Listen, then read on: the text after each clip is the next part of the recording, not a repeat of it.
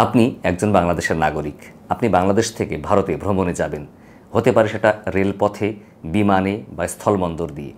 যে পথেই যান না কেন, ভারত প্রবেশের সময় ভারতীয় ইমিগ্রেশন কমপ্লিট করতে একটি ভারতীয় অ্যারাইভাল কার্ড পূরণ করা লাগে। আজকে আমরা দেখে নেব এই অ্যারাইভাল কার্ডটা আপনারা কীভাবে খুব সহজেই পূরণ করতে পারবেন সেই বিষয়ে বিস্তারিত।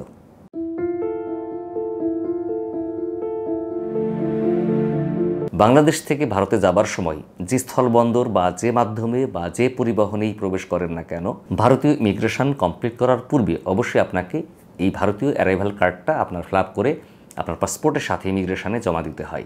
এই কার্ডটি আপনি কিভাবে পূরণ করবেন বা এই কার্ডে কী কী তথ্য দিতে হবে, এই তথ্যগুলি আগে থেকে যদি আপনার জানা থাকে তাহলে আপনার জন্য এই কার্ড পূরণটা সহজ হবে বা ইমিগ্রেশনে দীর্ঘ সময় লাগবে না, অন্যের দ্বারস্থ হতে হবে না বা অন্যের সাপোর্ট নেওয়ার প্রয়োজন হবে না। তবে একটা বিষয় বলে রাখি, এই কার্ড কিন্তু ওই ইমিগ্রেশন কর্তৃপক্ষই আপনাকে ওই ইমিগ্রেশন প্রক্রিয়া সম্পূর্ণ করার সময় ফ্রিতেই দিবেন। তো এখন আমরা সরাসরি দেখে নেব যে কার্ডটা কিভাবে পূরণ করব। এটা মূলত সেই ফর্ম, যে ফর্মটি ভারতে প্রবেশ করার সময় পূরণ করে ইমিগ্রেশন কর্তৃপক্ষের কাছে জমা দেওয়া লাগে। এটা হচ্ছে একটি স্যাম্পল কপি। আমি ইতিমধ্যেই ফর্মটি পূরণ করে রেখেছি কিছু তথ্য বা ইনফরমেশান। প্রথমে 1 নম্বরে আছে যে name, as in passport leave one box blank after every part of the name or initial. অর্থাৎ এখানে যখন আপনি নাম লিখবেন তখন প্রত্যেকটা অক্ষর অবশ্যই বড় হাতের লিখবেন বা ক্যাপিটাল লেটারে, এবং প্রত্যেকটা বক্সে ইন্ডিভিজুয়াল অ্যালফাবেট বা অক্ষর বসাবেন। যেমন আমি এখানে লিখেছি, দেখেন যে জামিল হোসেন, এবং দেখতে পাচ্ছেন আপনারা এখানে প্রত্যেকটা অ্যালফাবেট বা প্রত্যেকটা বর্ণ আমরা প্রত্যেকটা ইন্ডিভিজুয়াল বক্সে আলাদা আলাদা করে লিখেছি। এবং যখন কোনো নামের একাধিক পার্ট থাকবে, যেমন এখানে লিখেছি জামিল হোসেন, যদি এরকম থাকতো যে মোহাম্মদ জামিল হোসেন বা মোহাম্মদ জামিল হোসেন খান, তাহলে নামের প্রত্যেকটা পার্টের পূর্বে একটি করে বক্স খালি রাখতে হবে। আমি তেমনিভাবে এখানে লিখেছি জামিল, তারপরে একটা বক্স খালি রেখেছি, ব্লাঙ্ক, তারপরে হোসেন। পরবর্তী অংশে আছে ডেট অফ বার্থ। এখানে আপনার জন্ম তারিখ লিখবেন যেভাবে আপনার পাসপোর্টে আছে।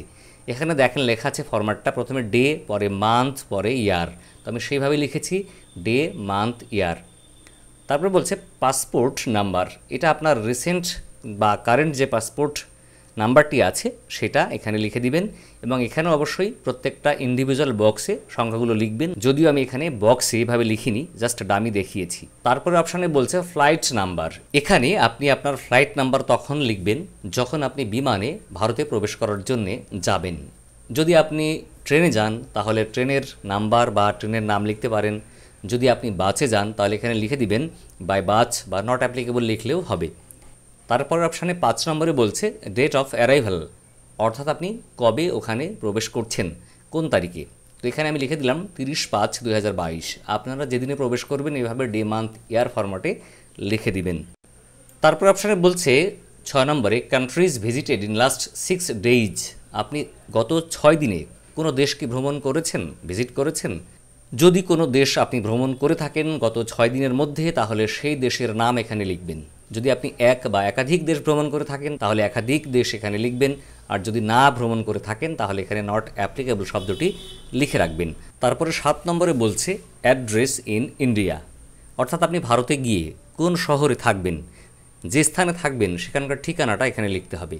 আপনি যদি ভারতের কোনো শহরের কোনো হোটেলে থাকেন তাহলে সেই হোটেলের ঠিকানা লিখবেন, আর যদি আপনি কোনো আত্মীয়ের বাসায় থাকেন বা কোনো ব্যবসায়িক কাজে গিয়ে ওই ব্যবসায়িক পার্টনার বা ব্যবসায়িক অফিসে থাকেন তাহলে সেই ঠিকানাটা এখানে লিখতে হবে।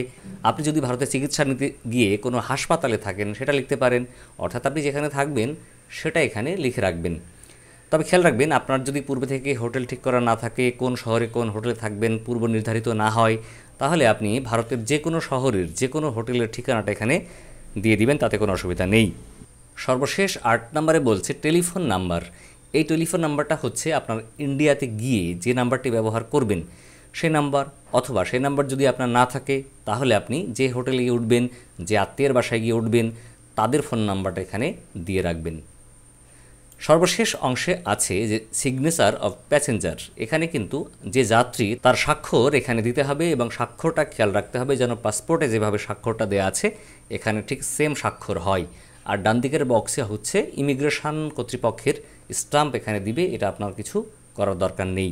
তো বন্ধুরা, আজকে এই পর্যন্ত, দেখাবে পরবর্তীতে আবার অন্য কোনো বিষয় নিয়ে। ততদিন ভালো থাকবেন। আর আমাদের চ্যানেলের সাথে থাকার জন্য অবশ্যই আমাদের চ্যানেলকে সাবস্ক্রাইব করবেন। যারা ফেসবুকে আমাদের ভিডিও দেখছেন, ভিডিওটা ভালো লাগলে অন্যকে দেখার সুযোগ করে দেওয়ার জন্য অবশ্যই শেয়ার করবেন। আল্লাহ হাফিজ, আসসালামু আলাইকুম।